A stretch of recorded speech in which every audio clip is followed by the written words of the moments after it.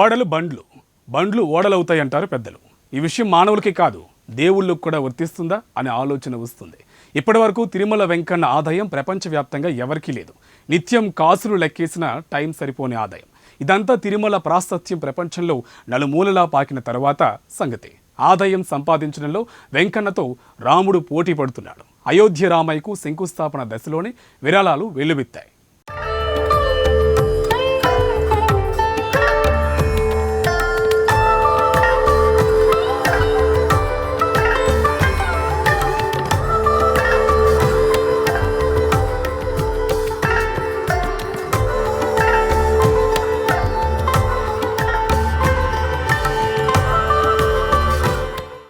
అయోధ్య రామయ్యకు భక్తులు విరాళాలు సమర్పిస్తున్నారు.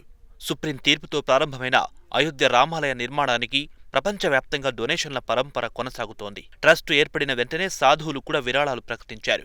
మరికొన్ని ట్రస్టులు కోట్ల రూపాయల్లో రామాలయ ఆలయ నిర్మాణానికి నిధులు ప్రకటించాయి.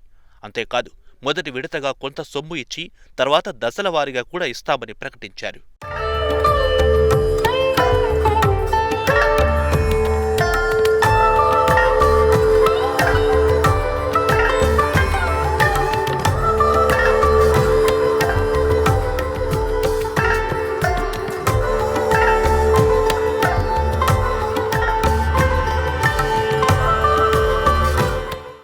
అంతేకాదు నిర్మాణ బాధ్యతలు నిర్వహిస్తున్న ట్రస్టు ఇంకా పూర్తి స్థాయిలో ప్రచారం కూడా నిర్దేశించలేదు. అయోధ్య రామ మందిర శంకుస్థాపనకి భక్తులు కోట్ల రూపాయల విరాళాలు ప్రకటించారు. కేంద్ర ప్రభుత్వం కూడా ₹1 విరాళమిచ్చింది.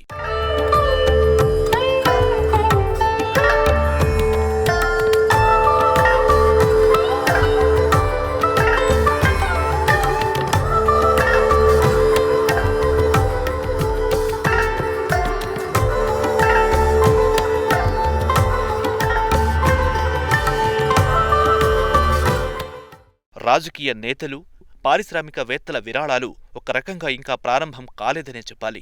అయోధ్య నగరంలో రామాలయం నిర్మాణం కోసం వచ్చే ఏడాది జనవరి 15వ తేదీ నుంచి ఫిబ్రవరి 27వ తేదీ వరకు శ్రీరామ్ మందిర్ నిధి సమర్పణ డ్రైవ్ చేపట్టనున్నట్టుగా విశ్వ హిందూ పరిషత్ ఉపాధ్యక్షుడు, Shriram Janmabhoomi Teerth trust secretary general Champat Rai వెల్లడించారు. అయోధ్యలోని భగవాన్ శ్రీరాముడి జన్మస్థలంలో నిర్మించబోయే గొప్ప ఆలయానికి దేశం నలుమూలల నుంచి ప్రతి రామ భక్తుడి మద్దతు కోరనున్నారు.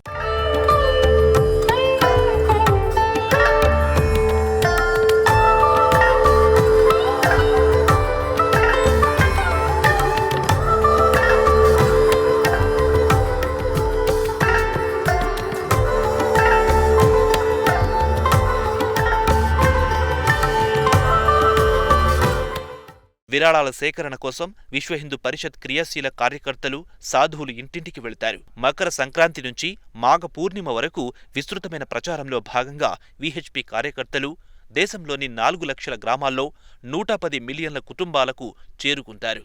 సామాన్య ప్రజలను నేరుగా శ్రీరామ జన్మభూమితో అనుసంధానించడం లక్ష్యంగా రామాలయం కోసం విరాళాలు సేకరిస్తామని చంపత్ రాయ్ పేర్కొన్నారు.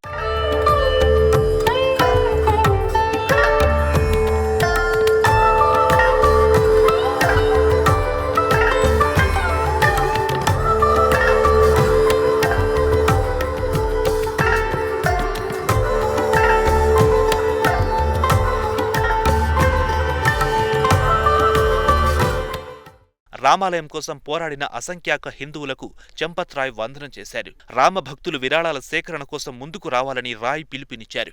రామాలయం రాతి దిమ్మెలతో 3 అంతస్తులుగా ఉంటుందని, దీని పొడవు 360 అడుగులు, వెడల్పు 235 అడుగులుంటుందని రామ్ తెలిపారు. రామాలయం సాహిత్యాన్ని విహెచ్పి కార్యకర్తలు ప్రజలకు అందజేయనున్నారు. రామాలయ నిర్మాణ ఆర్థిక లావాదేవీల్లో పారదర్శకతను పెంచడానికి ట్రస్టు 10, 100, ₹1000 విలువ గల కూపన్లు, రసీదులను ముద్రించింది.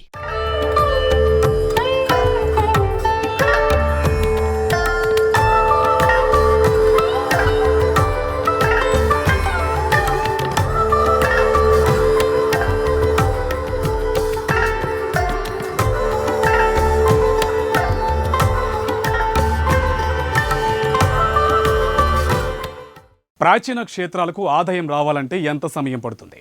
తిరుమల శ్రీవారు కోట్లు సంపాదించేందుకు ఏం చేశారు? ప్రారంభం కాకముందే అయోధ్య రామాలయానికి విరాళాల వివరాలు ఎలా ఉన్నాయి? Have a look.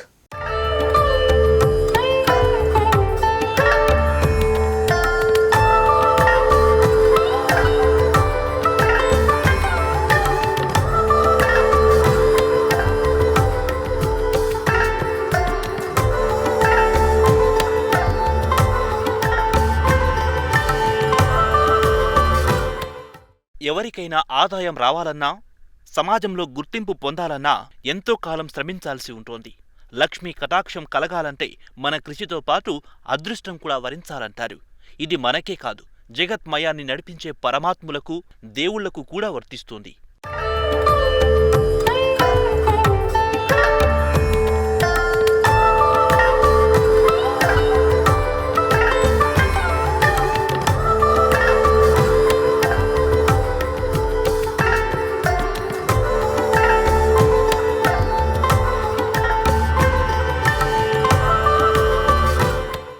ప్రపంచంలో అత్యంత ధనికుడు తిరుమల శ్రీవారు.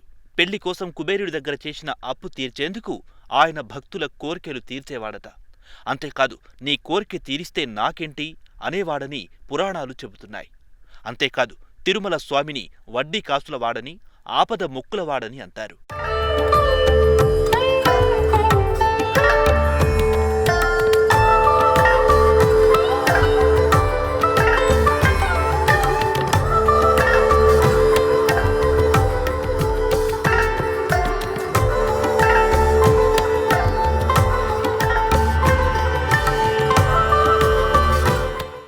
తిరుమల వెంకన్న పలు రకాల ఆదాయ మార్గాలను ఎంచుకున్నారంట.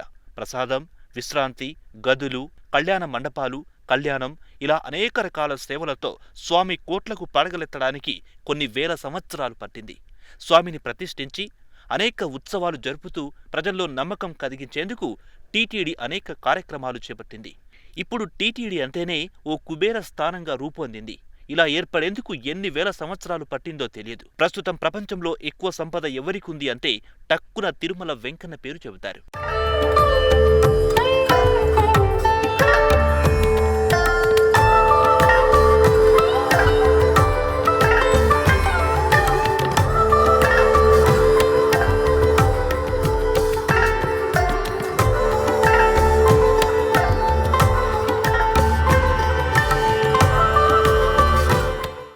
ప్రస్తుతం వెంకన్నకు పోటీగా రామయ్య వస్తున్నాడంట. ఎంతో కాలానికి తిరుమల క్షేత్రంగా రూపొందితే అయోధ్య మాత్రం ఎటువంటి హంగు ప్రారంభం కాకముందే ప్రపంచవ్యాప్తంగా జనాల నోళ్లలో నానింది. అయితే దానికి రామమందిర నిర్మాణం గురించి కోర్టులో వాదనలు జరగడం కూడా ఒక కారణం కావచ్చు.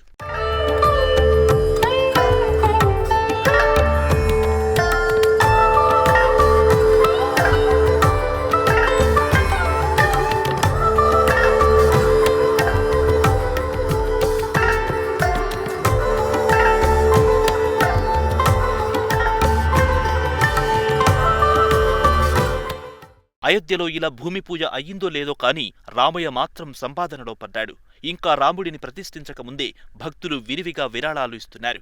గుడి నిర్మాణ దశలో ఉండగానే రామయ్య కోట్లకు పడగలెత్తాడు. నీవు అయోధ్యలో ఉండడమే మాకు శ్రీరామ రక్ష అని యావత్ భారతదేశం నుంచి భక్తులు ఎవ్వరికి తోచిన విధంగా వారు సమర్పిస్తున్నారు.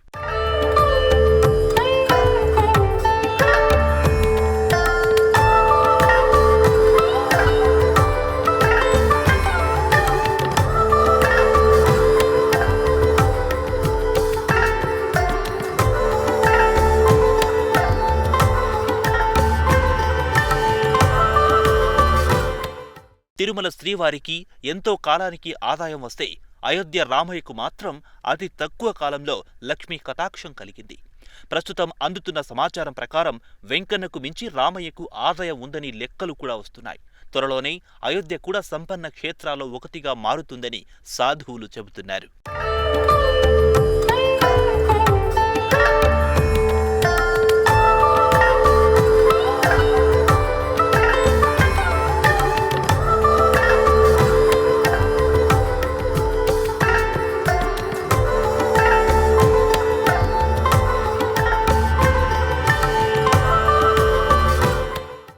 ఆలయం అంటే దేవుడి నివాసం.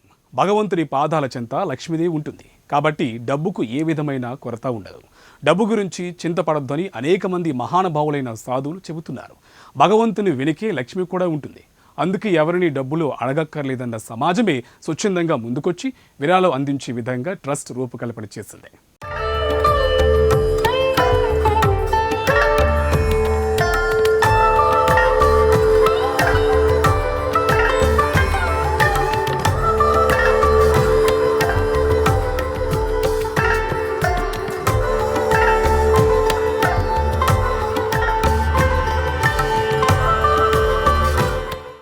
కరోనా సంక్షోభ సమయంలోనూ ప్రజలు రామ మందిర నిర్మాణం కోసం విరాళాలు ఇస్తున్నారని ఆయన తెలిపారు. ట్రస్టు సభ్యులు నెట్ బ్యాంకింగ్ సౌలభ్యాన్ని మొదలుపెట్టిన శ్రీరామ నవమి నుంచి విరాళాలు రావడం మొదలయ్యాయి. 11 రూపాయల నుంచి మొదలు పెద్ద మొత్తంలో విరాళాలిస్తున్నారు. అయితే పెద్ద మొత్తంలో విరాళాలిచ్చేవాళ్లు చెక్కులు, ఈ బ్యాంకింగ్ను ఆశ్రయిస్తున్నారు. ట్రస్టు సభ్యులు నెట్ బ్యాంకింగ్ సౌలభ్యాన్ని మొదలుపెట్టిన శ్రీరామ నవమి నుంచి విరాళాలు రావడం మొదలయ్యాయి.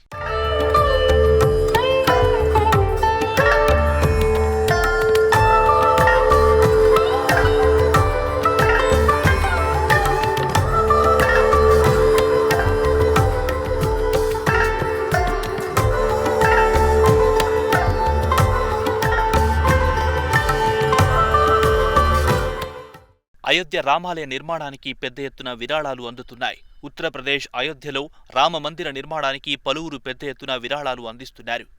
తాజాగా ప్రముఖ ఆధ్యాత్మిక గురువు మొరారి బాపు రామాలయ నిర్మాణానికి 5 కోట్ల విరాళాన్ని ప్రకటించారు. ఆయన ఆధ్వర్యంలో వ్యాన్పీట్ నుంచి శ్రీరామ్ జన్మభూమి తీర్థ క్షేత్ర ట్రస్టుకు విరాళాన్ని అందజేయనున్నట్లుగా తెలిపారు.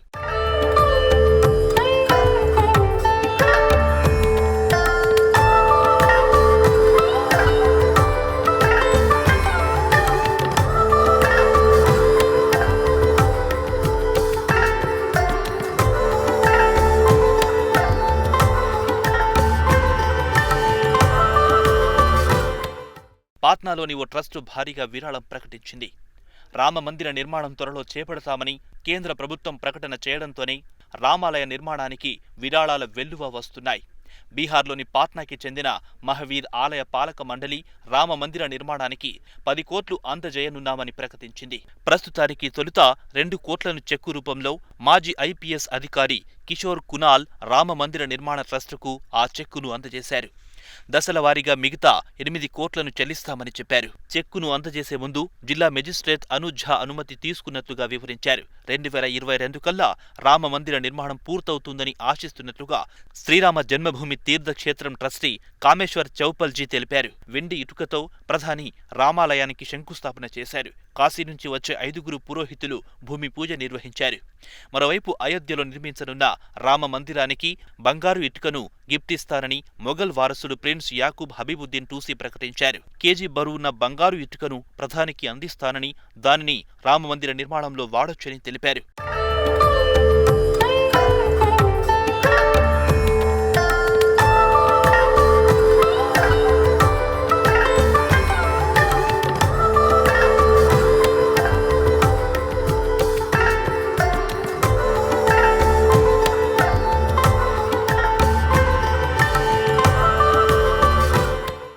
ఉత్తరప్రదేశ్లోని అయోధ్య రామమందిర నిర్మాణం కోసం తొలి విరాళంగా కేంద్ర ప్రభుత్వం ₹1 లాంఛనంగా శ్రీరామ జన్మభూమి తీర్థ క్షేత్ర ట్రస్టుకు అందజేసింది.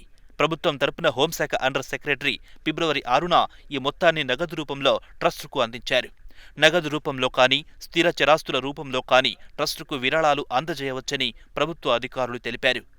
అయోధ్యలో రామాలయ నిర్మాణం కోసం 15 మంది సభ్యులతో కేంద్రం శ్రీరామ జన్మభూమి తీర్థ క్షేత్ర పేరుతో ఓ ట్రస్టును ఏర్పాటు చేసింది.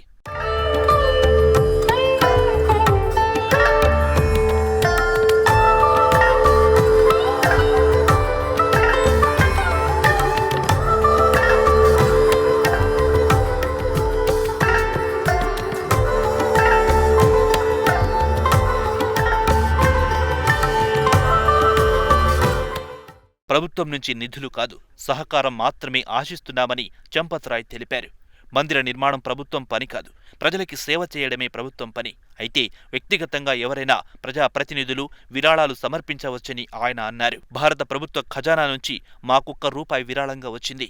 దాన్ని బ్యాంకులో డిపాజిట్ చేశాం. బ్యాంకులో ఆ రూపాయికి ఫ్రేమ్ కట్టి పెట్టారు.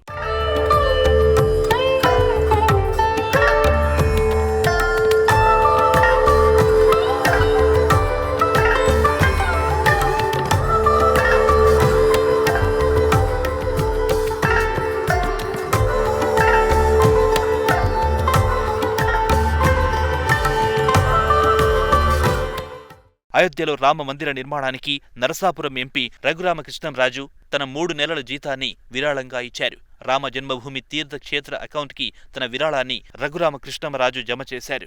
రామాలయ నిర్మాణానికి ఉడత భక్తిగా విరాళం ఇస్తున్నట్లుగా వెల్లడించారు. ఈ మేరకు రామ జన్మభూమి తీర్థక్షేత్ర చైర్మన్కు లేఖ రాశారు.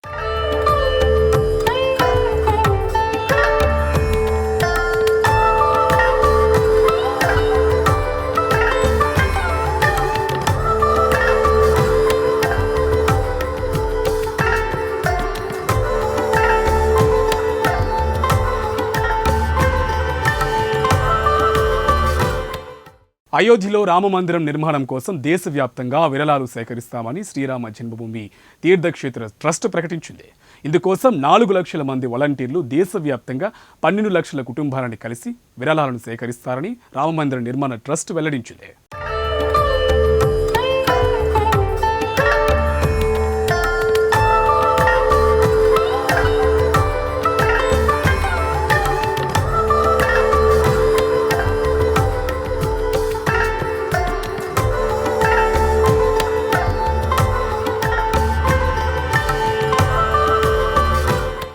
వచ్చే నెల 14 నుంచి అయోధ్యలో నిర్మించబోయే విరాళాలు సేకరించనుంది శ్రీరామ జన్మభూమి తీర్థక్షేత్ర. కోట్లాది మంది రామభక్తులు ఎలాగైతే రామ జన్మభూమి కోసం పోరాటం చేశారో అలాగే రాముడి గుడి నిర్మించడానికి కూడా సాయం చేయాలని ట్రస్ట్ ఓ ట్వీట్లో కోరింది. దేశవ్యాప్తంగా ఈ విరాళాల సేకరణ ఉంటుందని తెలిపింది. ఈ భారీ ప్రచారంతో కొత్త రామ మందిరానికి చెందిన ఫోటో కూడా దేశంలో ప్రతి ఇంటికి చేరుతుందని ట్రస్ట్ చెప్పింది. స్వచ్ఛందంగా 10, 100, 1000 రూపాయలు విరాళాలిచ్చేలా కూపన్లు కూడా ఇవ్వనుంది. దేశవ్యాప్తంగా 4 లక్షల గ్రామాల్లో ఈ ప్రచారం నిర్వహించడానికి ట్రస్ట్ సిద్ధమవుతోంది. ఇందులో విశ్వ హిందూ పరిషత్ కీలక పాత్ర పోషించనుంది.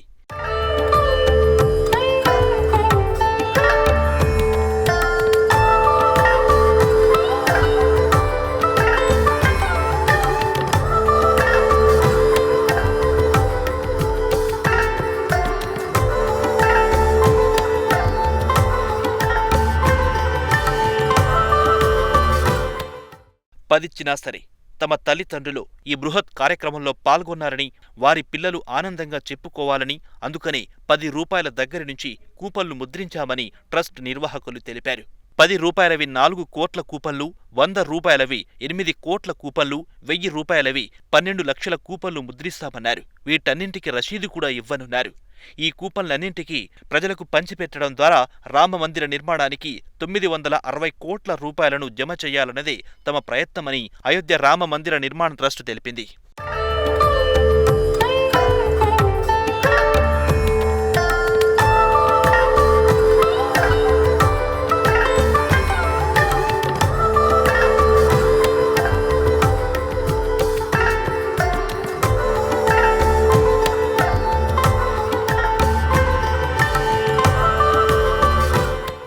విరాళాల సేకరణ ప్రచారంలో 3 నుంచి 4 లక్షల మంది కార్యకర్తలు పాల్గొంటారని తెలిపారు. 55 కోట్ల మంది ప్రజలను ఇందులో భాగం చెయ్యాలని రామ జన్మభూమి ట్రస్ట్ భావిస్తోంది.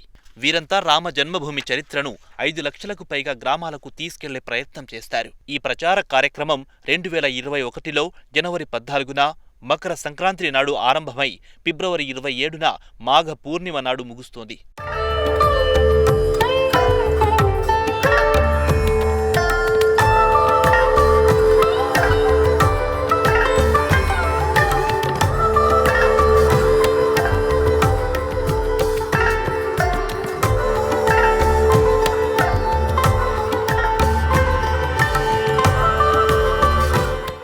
విదేశాల నుంచి విరాళాలను ఇవ్వాలనుకునే వాళ్లు ఏ విధంగా విరాళాలివ్వాలనే దానిపై ఆరా తీస్తున్నారని ట్రస్ట్ కోశాధికారి తెలిపారు.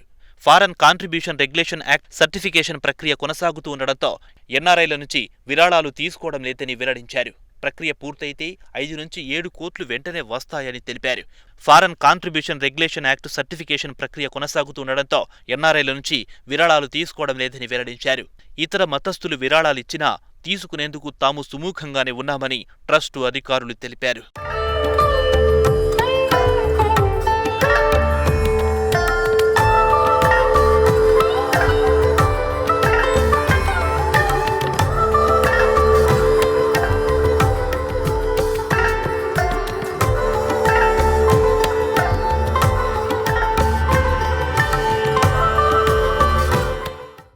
విరాళాల రూపంలో వచ్చిన సొమ్మును ట్రస్ట్ ఎక్కడ భద్రపరచనుంది? పారదర్శకంగా ఉండేందుకు ఎలా వ్యవహరిస్తుంది? రసీదుల వ్యవహారం ఎలా ఉండబోతుంది? దేశం మొత్తం వచ్చిన విరాళాలను ఎలా కవర్ చేయనుంది? Have a look on story.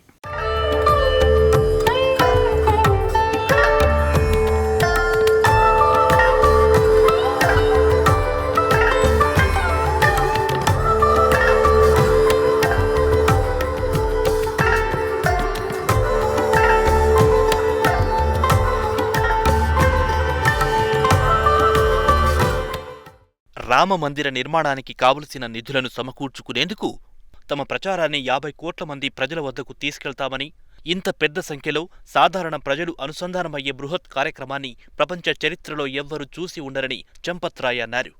ఈ కార్యక్రమానికిచ్చే విరాళాలను చందాలు అని అనకుండా రామమందిర నిధి సమర్పణ ప్రచారమని పిలుస్తారు. అంటే ప్రజలు స్వచ్ఛందంగా ముందుకొచ్చి భక్తితో, అంకిత భావంతో విరాళాలను సమర్పించుకుంటారు.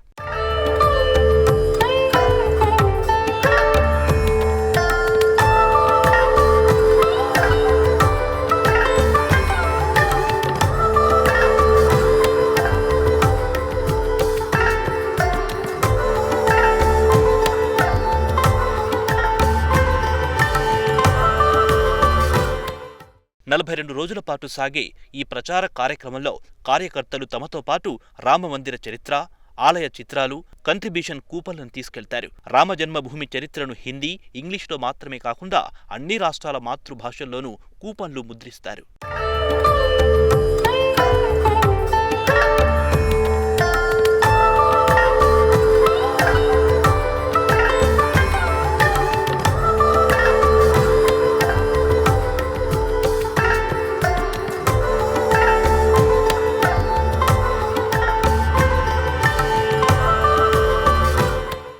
నిధి సమర్పణ ప్రచారంలో పారదర్శకత కోసమే కూపన్లను ముద్రించాలని నిర్ణయించుకున్నామని రామమందిర నిర్మాణ ట్రస్టు తెలిపింది.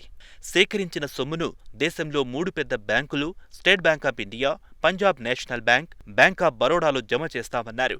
భారతదేశంలో స్టేట్ బ్యాంక్ ఆఫ్ ఇండియాకు 22,000 శాఖలున్నాయి. Punjab national bank, bank of బరోడాలకు వరుసగా 14,000 శాఖలు, 10,000 శాఖలున్నాయి. అంటే మొత్తం 46,000 శాఖల నుంచి మొత్తం దేశాన్ని కవర్ చేసేలా ప్లాన్ చేస్తున్నామన్నారు.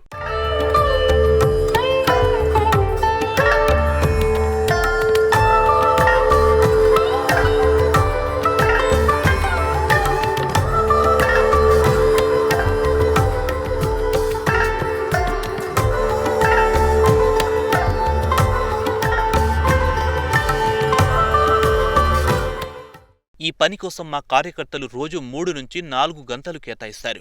3 సభ్యులతో కూడిన బృందాలను ఏర్పాటు చేస్తామన్నారు. ఈ బృందాలన్నింటినీ ప్రాంతాల వారీగా విభజించి ఒక బ్యాంక్ శాఖను కేటాయిస్తాం. ఒక రోజు మొత్తంలో సేకరించిన డబ్బును 48 గంటలలోగా ఆ బ్యాంకు శాఖలో జమ చెయ్యాలి. 42 రోజుల పాటు సేకరించిన సొమ్మును ఈ బృందాలు తమకు కేటాయించిన శాఖలోనే జమ చెయ్యాలి. బ్యాంకుల్లో డబ్బును జమ చేయడానికి వేరే స్లిప్పులను ఇవ్వనున్నారు. దానిలో అకౌంట్ నెంబర్ కాకుండా కోడ్ నంబర్ ఉంటోంది. పారదర్శకత కోసమే ఇన్ని ఏర్పాట్లు చేస్తున్నామని చంపత్ రాయ్ తెలిపారు.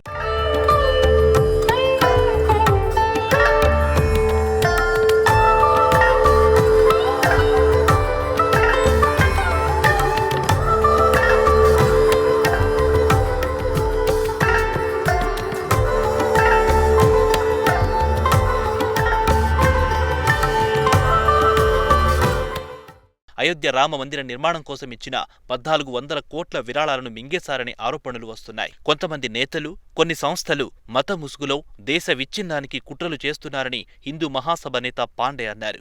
రామ జన్మభూమి నినాదాన్ని ఓ రాజకీయ పార్టీ హైజాక్ చేసిందన్నారు.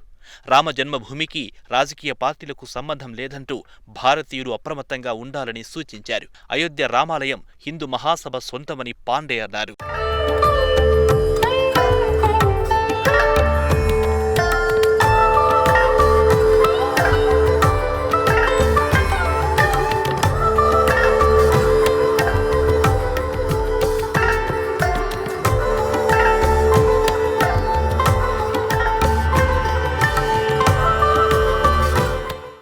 దేవుడి సొమ్ము దేవుడికే చిందేలా ట్రస్ట్ తగు జాగ్రత్తలు తీసుకోవాల్సిన అవసరం ఉంది.